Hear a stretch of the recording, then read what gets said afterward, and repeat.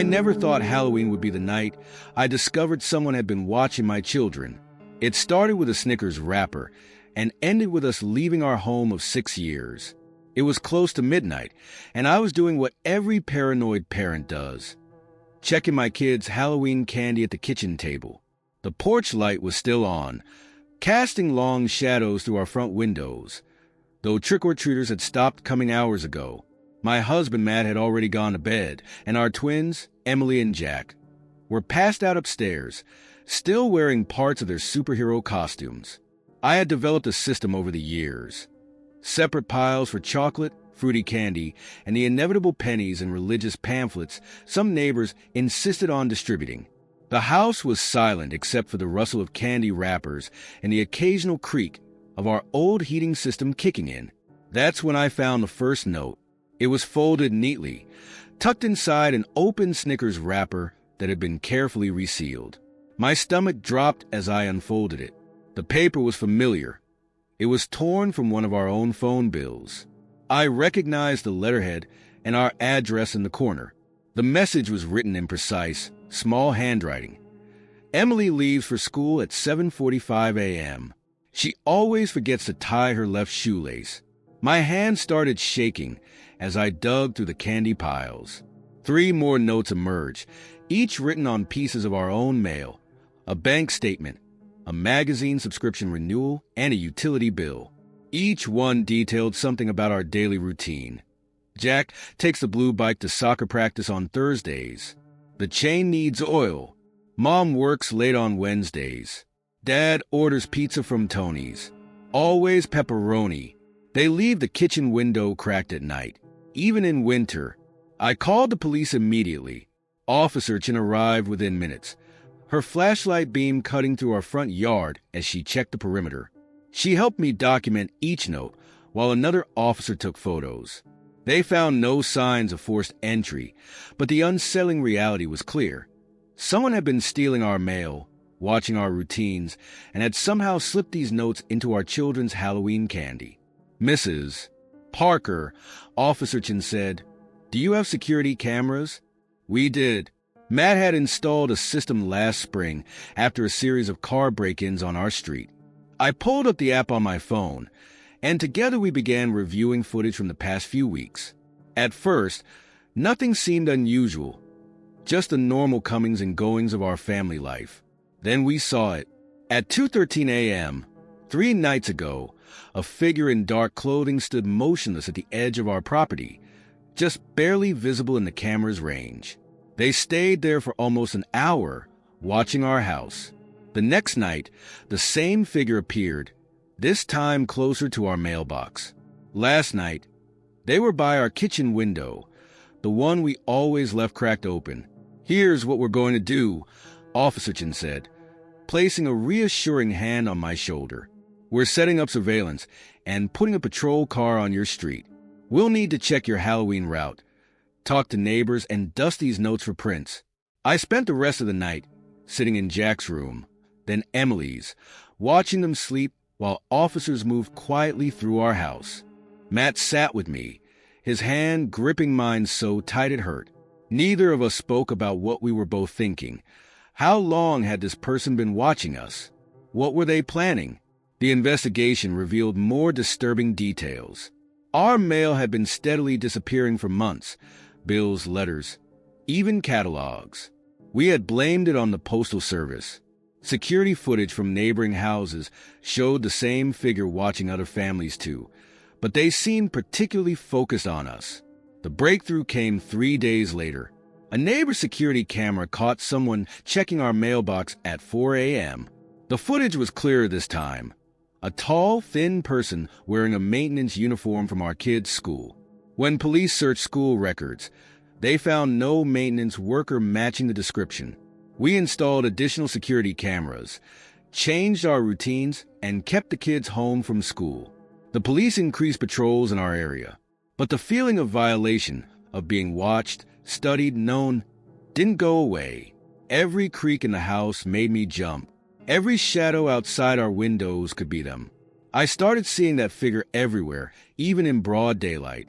The final straw came a week after Halloween. While cleaning the twins' rooms, I found more notes tucked into their coat pockets, their backpacks, even between the pages of their school books. The handwriting was the same, but the tone had changed. Why did you change your routines? I miss watching Emily tie her shoes. I miss Jack's blue bike. We moved out that weekend, leaving most of our belongings behind. The police never caught the person, though they found evidence of someone living in the crawl space of a foreclosed house 2 streets over, food wrappers, blankets, and a notebook filled with detailed observations of multiple families in the neighborhood. Sometimes, especially around Halloween, I still check my children's candy with trembling hands. I read every piece of mail carefully, looking for that precise handwriting. And I never, ever leave windows open at night, no matter how warm it gets. The kids ask sometimes why we had to move so suddenly, why we left their favorite toys behind, why we don't go trick-or-treating anymore. Matt, and I tell them it was for Dad's new job, that we'll get them better toys, that we can have Halloween parties at home instead. But every year when October comes around, I remember those notes written on our own mail, and I wonder if somewhere, someone is still watching, still writing, still waiting to share more observations about our lives. The scariest part? Our new mailbox has started looking slightly different each morning, as if someone's been checking it while we sleep. And yesterday, I found a familiar candy wrapper in our yard, a Snickers, carefully resealed, with something thin tucked inside. I didn't open it. The music started at exactly 11:47 p.m. I remember checking my phone when I first heard those haunting big band notes drifting down from my attic. My Halloween party was in full swing downstairs, but this wasn't coming from my carefully curated Spotify playlist. This was scratchy, distant, and unmistakably playing on vinyl. I bought the Victorian house on Maple Street just 3 months ago, charmed by its ornate woodwork and history despite the realtor's nervous energy during the showing. What she hadn't mentioned, and what my late-night Google searches later revealed, was the house's connection to the Henderson Halloween Massacre of 1952. I discovered that detail a week after signing the papers. The party had been going well until then. My living room was filled with friends in costumes. The punch bowl was running low, and fake cobwebs draped every corner. I'd even splurged on a fog machine that was making the hardwood floors delightfully spooky. But that music, tinny and distant, kept pulling at my attention like an itch I couldn't scratch. "Does anyone hear that?" I asked Sarah, who was adjusting her witch hat near the stairs. She cocked her head. "Hear what?" "The Monster Mash." But it wasn't the Monster Mash. It was something older, something that sounded like it belonged in a smoky jazz club circa 1950. The kind of music that would have been playing the night 23 party guests disappeared from this very house, never to be seen again. I tried to shake off the thought, but the music grew louder. None of my guests seemed to notice, too busy with their drinks and conversation. The stairway to the attic was behind a door in my bedroom, a door I'd locked when I moved in after finding unsettling scratch marks on its inside. "I'll be right back," I told Sarah, though I'm not sure she heard me over the party noise. The walk up to my bedroom felt longer than usual. The music was clearer now, In the Mood by Glenn Miller. If my grandfather's old record collection had taught me anything. My hands trembled as I unlocked the bedroom door, then faced the attic entrance. The key to that door was supposed to be lost decades ago, but when I tried the handle, it opened with an aged groan. The attic stairs creaked under my weight. My phone's flashlight beam caught dust motes dancing in the air, swirling like tiny dancers. The music was loud now, filling the space with its brassy melody. As I reached the top step, my light fell on something that shouldn't have been there. A record player, its needle tracking smoothly across vintage vinyl. But that wasn't all. The attic had transformed. Where there should have been boxes and old insulation, there were streamers and paper lanterns. Card tables covered in faded orange and black crepe paper lined the walls. A punch bowl sat on one, the liquid inside dark and still. Party favors and noise makers were scattered across the floor, as if dropped in a hurry. And there, propped against a cobwebbed window, was a guest book. My hand shook as I picked it up, its leather cover cracked with age. The pages fell open to October 31st, 1952. 23 signatures filled the page, each written in different hands, some elegant, some hurried. I recognized the names from news articles: Thomas and Marie Henderson, the wealthy couple who had thrown the party; the Blackwood sisters, known for their matching diamond necklaces that were never found; young James Peterson, whose fiancée had waited years for answers that never came. The final signature was still wet. The ink glistened in my flashlight beam, dark and fresh. The name was one I knew well, my own. I hadn't written it. A cold breeze rustled the streamers, though all the windows were sealed. The record scratched, skipped, then started over. Behind me, footsteps creaked on the stairs. "Hello," I called out, my voice embarrassingly shaky. "Sarah, is that you?" No answer, but the footsteps continued. Multiple sets now, climbing slowly, deliberately. The temperature dropped, so suddenly I could see my breath. The record player's tempo seemed to slow, the music becoming distorted deeper. That's when I saw the next page in the guest book. It was blank except for a single line written in that same wet ink. "Welcome to the party. Please stay." The footsteps reached the top of the stairs. My flashlight flickered, dimmed, then died. In the darkness, I could hear the rustle of old fabric, the clink of glasses, and whispered conversations in voices that hadn't spoken for 70 years. I ran. My shoulders slammed into the doorframe as I scrambled down the stairs, the guest book falling from my hands. The music swelled behind me, following me down to my bedroom. I slammed both doors, locking them with shaking hands. When I returned to my party downstairs, everything was normal. Sarah was still by the stairs, as if no time had passed. The Monster Mash was playing through my speakers. But something had changed. There was glitter on my sleeve that looked decades old, and a faint scent of vintage perfume clung to my clothes. The next morning after my guests had left, I found things moved in the attic. The record player was gone, but a single playing card remained. The Queen of Hearts, yellowed with age, with a lipstick kiss pressed into its surface. The guest book was nowhere to be found, but there were new scratch marks on the inside of the door. I listed the house for sale that afternoon. Since then, every Halloween, I receive an invitation in the mail. It's always the same: heavy cream paper, elegant calligraphy, postmarked 1952. It invites me to a party at my old address, promising an unforgettable evening of music and mystery. The signature at the bottom changes each year, cycling through those 23 names.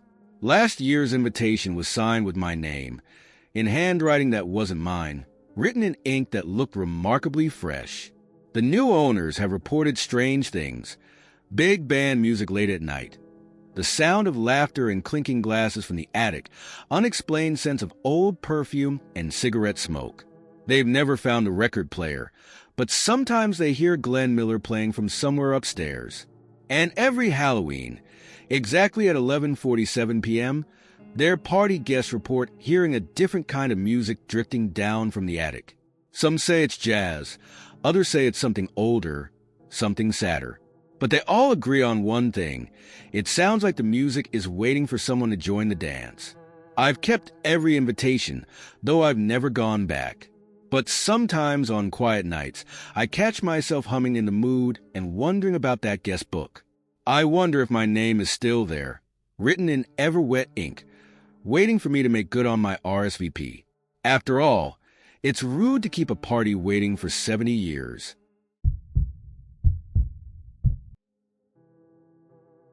I wish I'd paid more attention when Jamie first pointed out those symbols carved into the birch trees.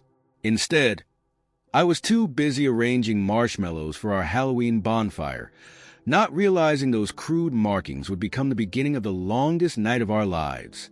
It was meant to be a simple Halloween gathering. Just 6 of us seniors celebrating our last fall break together at Copper Creek, the local make-out spot turned party area. The sun was setting behind the mountains, painting the October sky in shades of amber and blood red. Mike and Sarah were setting up the firewood, while Lizzie and Tom unpacked the coolers from Tom's pickup truck. "Hey, check this out," Jamie called, his flashlight beam dancing across the white bark of a massive birch tree. Some kind of weird graffiti. I walked over, expecting to see the usual teenage initials or crude drawings. Instead, I found myself staring at an intricate pattern of symbols, circles intersecting with sharp angles, lines that seemed to flow like water but ended in harsh points. They looked old, the edges weathered into the bark. "Probably just some kids trying to be spooky," I said, but something about the precision of the cuts made my skin crawl. They were too perfect, too deliberate. Mike wandered over, his face illuminated by the flame of his lighter. "These look like the ones they found at Miller's Point last year, before those hikers disappeared." "Don't," Sarah warned, but Mike was already pulling out his phone. "No! Seriously, remember? 3 hikers went missing last Halloween. They never found them, but they did find weird symbols carved into the trees where they were last seen." He showed us a news article, and my stomach dropped. The symbols in the grainy police photos matched the ones on our tree exactly. That's when Jamie noticed more trees had been marked. His flashlight revealed a circle of carved birches surrounding our bonfire site. Some symbols were fresh. The exposed would still pale against the bark. Others looked ancient, barely visible under years of growth. "Maybe we should go somewhere else," Lizzie suggested, hugging herself against the growing chill. But the fire was already catching, sending sparks into the darkening sky, and nobody wanted to admit they were spooked by some tree carvings. So we stayed, telling ourselves we were being ridiculous, that there had to be a logical explanation. The night grew colder than usual for October. Our bonfire cast long shadows through the trees, making the carved symbols seem to dance and shift. Every snap of a twig in the darkness made us jump. We told ghost stories to lighten the mood, but our laughter sounded hollow. Around midnight, Tom noticed something that silenced our forced cheerfulness. "Those weren't there before," he said, pointing his flashlight at a tree directly behind me. Fresh symbols had appeared, the exposed wood still damp with sap. They were cut deep into the bark, more aggressive than the others.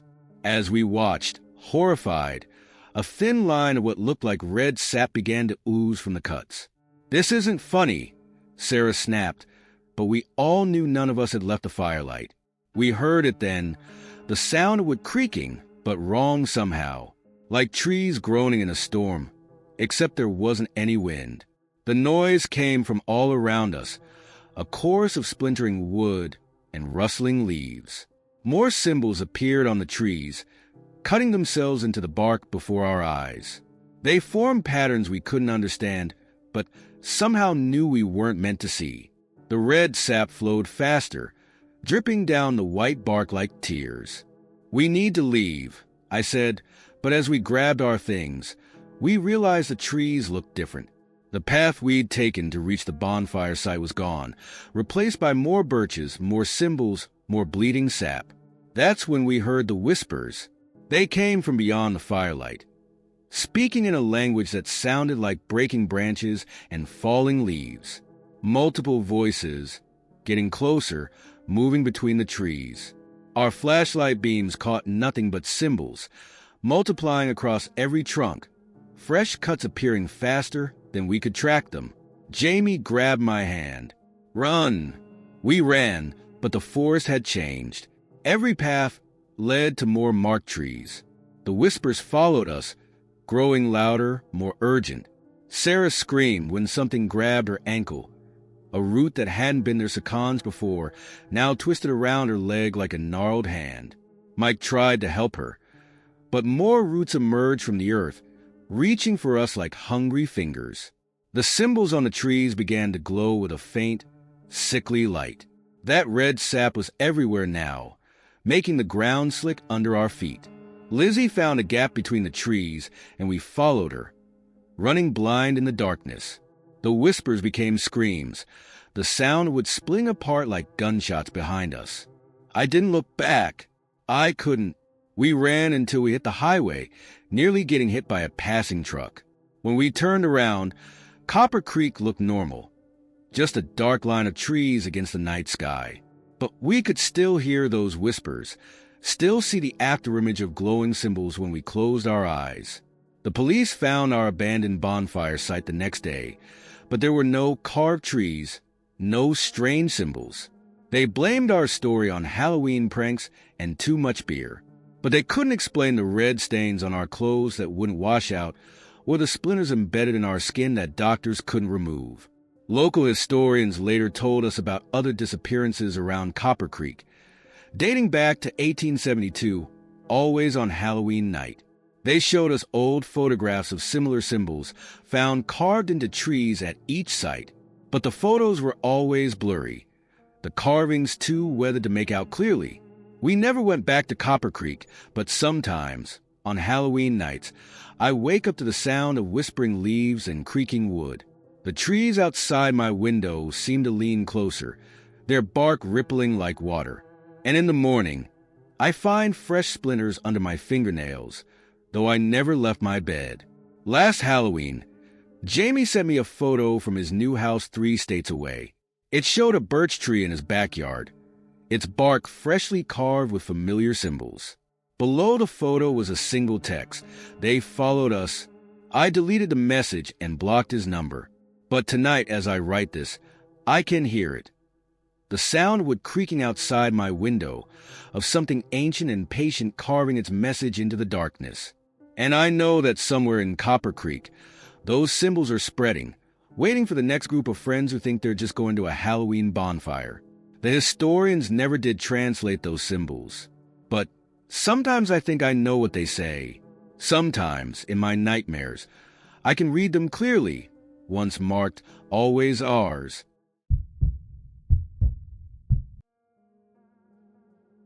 I found the mask at an estate sale 3 weeks before Halloween. If I had known its history, known about the messages, the stalking, the masks in my security footage, I would have left it there among the dusty antiques. But I didn't know, and now I can't unknow what happened after I brought it home. The sale was in one of those grand old houses on Summit Avenue, the kind with too many rooms and too many secrets. The mask sat on a shelf in the attic, half hidden behind yellowed lace curtains. It was beautiful in a haunting way. Porcelain white with delicate hand-painted details around the eyes and lips, the kind of mask you'd see at a Victorian masquerade ball. Interesting choice, the elderly woman running the sale said when I brought it to her. Her fingers trembled as she wrapped it in newspaper. That belonged to my aunt. She was particular about who wore it. I paid $15 and took it home, pleased with my find. I was planning to wear it in the town's Halloween parade. I always tried to go for something unique, something that would stand out among the store-bought costumes and plastic masks. The first strange message arrived 2 days later. It was a text from an unknown number. "The mask suits you better than it did Elizabeth Warren." I didn't know any Elizabeth Warren, but a quick internet search made my blood run cold. Elizabeth Warren was the victim in a series of attacks in 1987, all connected to someone wearing an antique porcelain mask. The attacker was never caught. I tried to reply to the number, but the message bounced back. That night, I found another text waiting. "The red sweater you wore today brought out the mask's details. Tomorrow, try the blue one." I hadn't worn the mask yet. It was still wrapped in newspaper, tucked away in my closet. But I had worn a red sweater that day. The messages kept coming, each one more detailed than the last. They mentioned my daily routines, what I ate for lunch, conversations I had with coworkers, always connecting back to the mask, always comparing me to Elizabeth Warren. I dug deeper into the case. Elizabeth Warren had bought an antique mask for a Halloween parade in 1987. Shortly after, she began receiving notes about her daily activities, then phone calls, then photos of herself sleeping. She disappeared 3 days before Halloween. They found her mask shattered in her driveway, spotted with blood. The police dismissed my concerns about the text. No crime had been committed, and the numbers were all untraceable. I installed security cameras around my house instead. The first night's footage showed nothing unusual. The second night at 3:47 a.m., someone in a porcelain mask identical to mine stood motionless at my mailbox for 2 hours. I locked my mask in a drawer, but the figure kept appearing. Each night, they got closer to my house. Each night, wearing that same mask, my mask.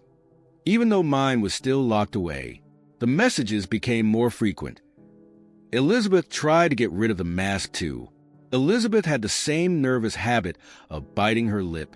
Elizabeth's bedroom window faced east, just like yours. A week before Halloween, I received a package. Inside was a yellowed newspaper clipping about Elizabeth Warren's disappearance, and a single porcelain finger from a mask. That night, my security cameras caught the figure standing directly under my bedroom window, mask tilted up, watching. I took the mask back to Summit Avenue, but the house was empty. The realtor told me it had been vacant for months before the estate sale. The elderly woman who sold me the mask didn't exist. 3 days before Halloween, I came home to find my front door unlocked.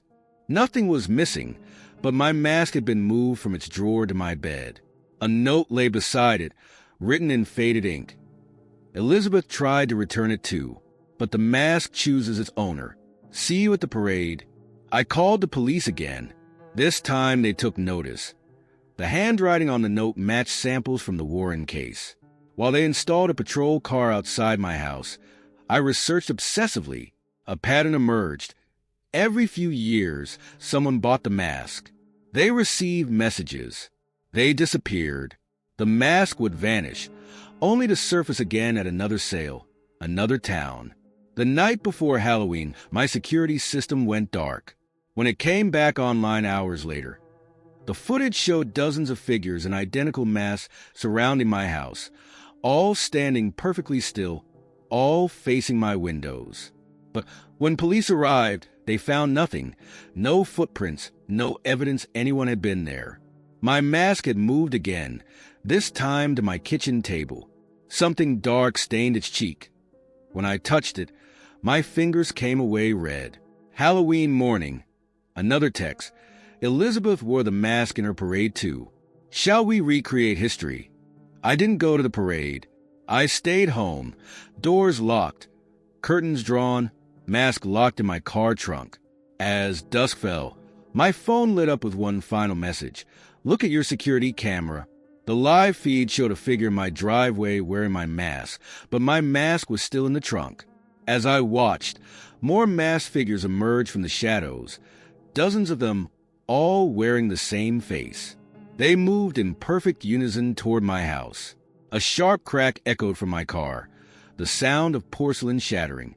I ran outside with a baseball bat, ready to fight, but the figures had vanished. My car trunk was open.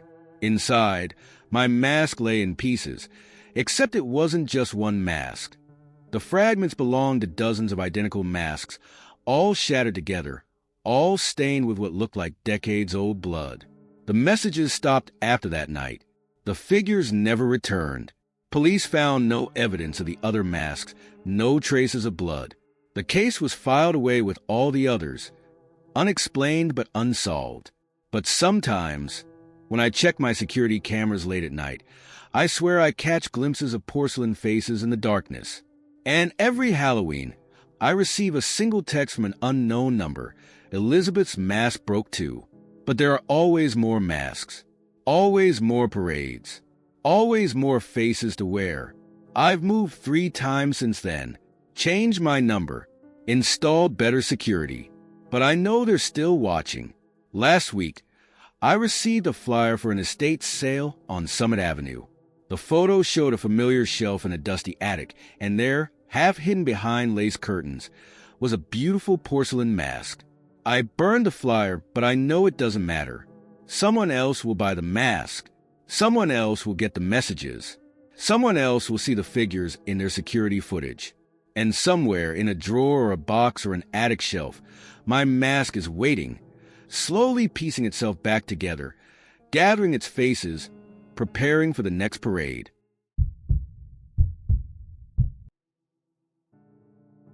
The first time I saw the child in the window, I thought it was just another Halloween decoration. The kind people set up to spook delivery drivers. A small silhouette behind curtains, head tilted at an unnatural angle. But decorations don't move from house to house. They don't follow your route, and they definitely don't wave at you when you're looking right at them. I've been delivering packages for 7 years, and October is usually my favorite month. The decorations make my route interesting, and people are generally in good spirits. But this October was different. It started on Maple Drive, a street of foreclosed homes waiting for the bank to sort out their futures. The child was in the second-floor window of 1247 Maple, a Victorian that had been empty for months.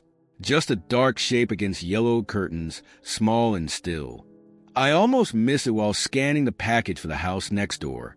When I looked again, the shape was gone. 3 deliveries later, I saw it again. Different house, different window, same small figure. This time at 892 Oak Street, another foreclosed property. The child stood motionless, watching me load boxes onto my dolly. When I blinked, they disappeared. I told myself it was stress, lack of sleep, my mind playing tricks. But I started noticing patterns. The figure only appeared in empty houses. Always upstairs. Always alone. Always watching. By mid-October, I was taking photos. The first few showed nothing, just empty windows and abandoned homes. Then I caught it. A clear image of a small face pressed against glass, wearing what looked like old-fashioned clothes. The photo disappeared from my phone that night. I started marking the houses on my route map. A pattern emerged. The sightings formed a path across town, moving through empty properties like stepping stones. Each house showed subtle signs of intrusion. Damaged window locks, disturbed dust, footprints too small to belong to vandals. "Hey, you're the delivery driver, right?" A police officer approached me during a delivery on Elm Street. "We've had reports of someone moving between vacant houses in the area. Seen anything unusual?" I showed him my marked-up map, told him about the child. He took notes, looking increasingly troubled. "There's something you should see," he said, pulling up a file on his phone. These were taken by security cameras in different foreclosed properties over the past month. The images made my skin crawl. Each showed the same small figure, clearly moving between houses through connected attics, using the spaces above our heads like secret highways. Some photos caught them mid-crawl through attic passages, their movements jerky and unnatural. "We thought it was kids at first," the officer explained. "But the timing doesn't make sense. These were taken at different houses within minutes of each other. Nobody could move that fast on foot." That night, I researched the history of the houses on my route. A pattern stretched back decades. Waves of foreclosures followed by reports of a child seen in windows. Some accounts described them wearing clothes from the 1930s. Others swore they saw the same child in multiple places simultaneously. The next day, I noticed small handprints on my delivery van's windows. They appeared between stops, tiny smudges at child height. No matter how many times I wiped them away, they came back. Then the notes started, small pieces of paper tucked into the edges of packages. "I like watching you work. You deliver to all my houses. Can I ride in your truck?" The handwriting looked decades old, written in faded ink on yellowed paper.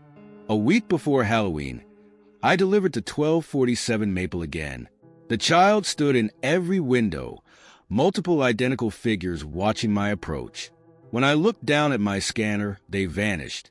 But the security photo I took shows them clearly. 6 identical children in antique clothes, their faces blur red with movement. I requested a route change, but my supervisor just laughed. "It's Halloween season. Everyone's seeing ghosts." But it wasn't a ghost. Ghosts don't leave footprints in dust. They don't break window locks.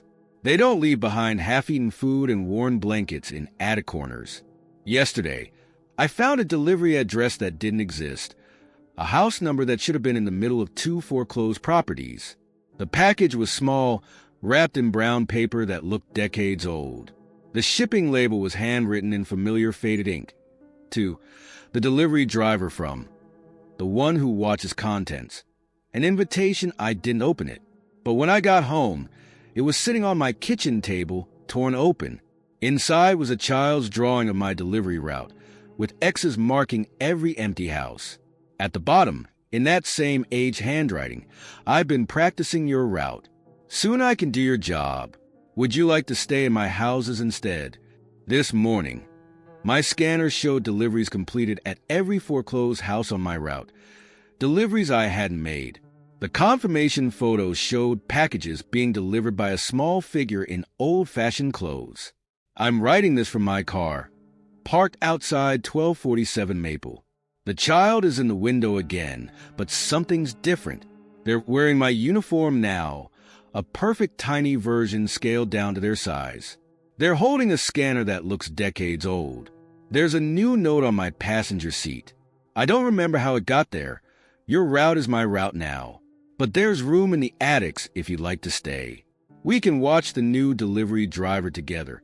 Through my windshield, I can see more windows lighting up along the street, more familiar faces appearing, more children in delivery uniforms, all holding ancient scanners, all watching me with patient smiles.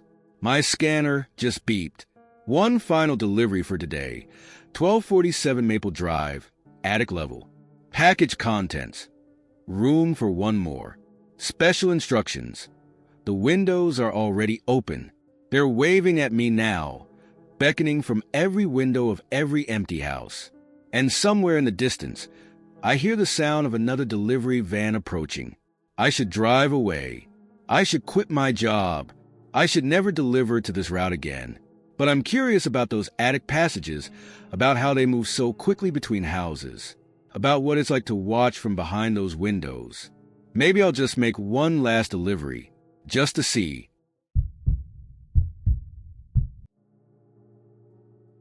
As a ghost tour guide in historic Charleston, you learn to spot the fakers, the ones who pretend to see spirits or claim psychic connections to get attention. But that night, watching a man in period-accurate 1850s clothing describe the Bradley murders with disturbing precision, I realized I wasn't dealing with a faker. I was standing next to the killer. It was the last tour of Halloween night, and the cobblestone streets were slick with autumn rain. I'd been leading the Charleston's Darkest Secrets walking tour for 3 years, but something felt different about this group. Maybe it was the weather, or maybe it was him, the tall, gaunt man who joined us at the last minute, paying in ancient-looking coins that felt ice-cold to the touch. He stood at the back of the group, silent through my usual stories about pirates and Civil War haunts. But when we reached the Bradley house on Church Street, everything changed. This is where one of Charleston's most notorious unsolved crimes took place.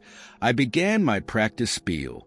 In 1853, the Bradley family November 17th, to be precise, the man interrupted, his voice carrying a hint of an accent I couldn't place. A Thursday evening. It had rained earlier, much like tonight. The group turned to look at him. In the glow of the gas lamps, his face seemed to shift between shadows, never quite settling into focus. The parlor windows were open, he continued, walking slowly toward the house.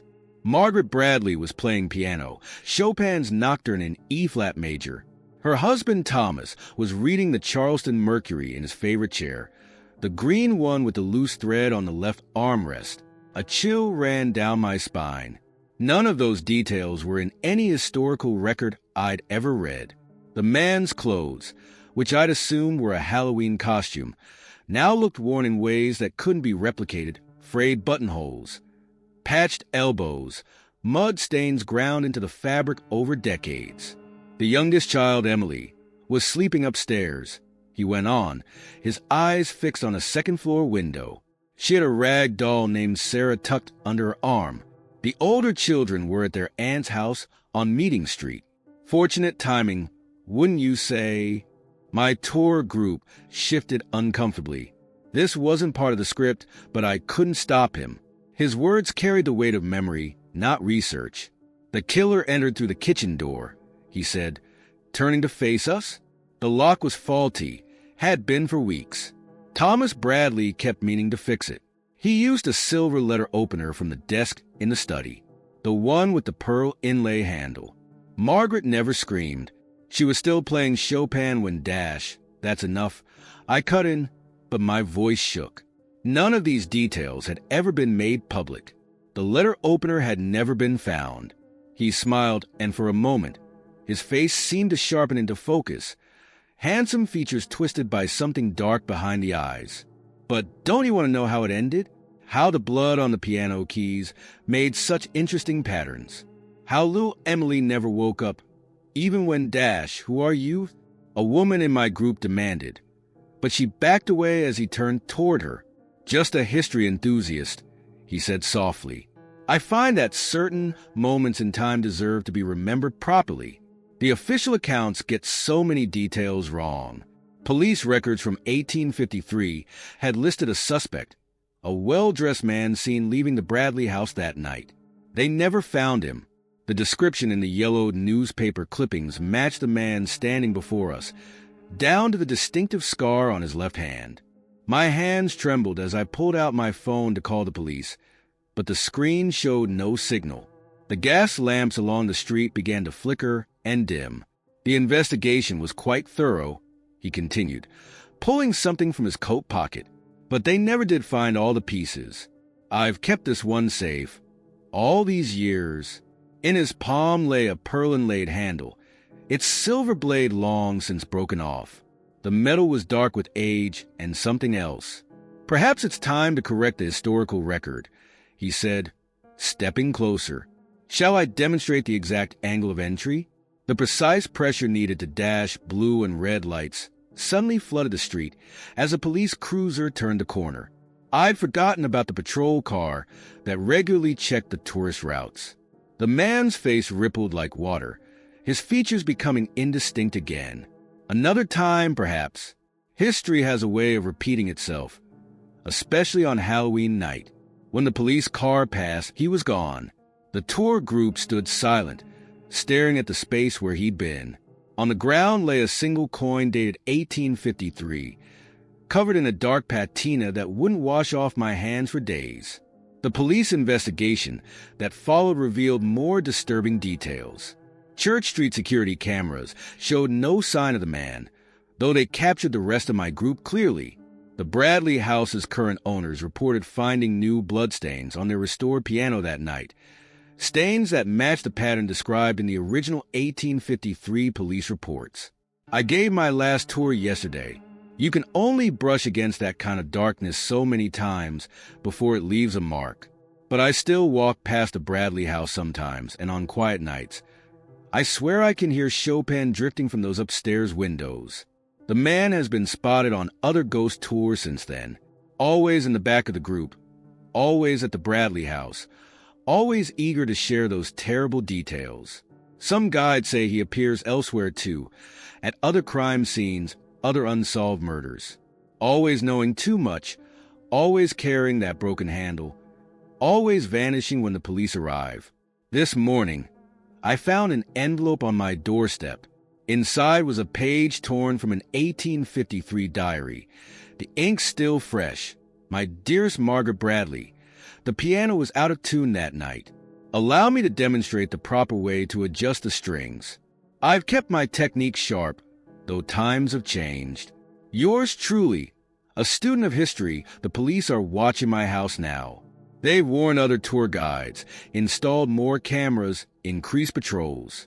But we all know it won't matter, because somewhere in Charleston's gaslit streets, a man in century-old clothes is joining another tour group. And he's still carrying that pearl-handled letter opener, waiting to share his own dark chapter of history. I've switched to daytime tours now, far from Church Street. But every Halloween, I hear piano music in my dreams. Chopin's Nocturne in E-flat major, playing endlessly, waiting for the moment when the kitchen door opens and history repeats itself one more time. The man was right about one thing. Certain moments in time deserve to be remembered properly. I just hope I never have to witness exactly how proper his memories are.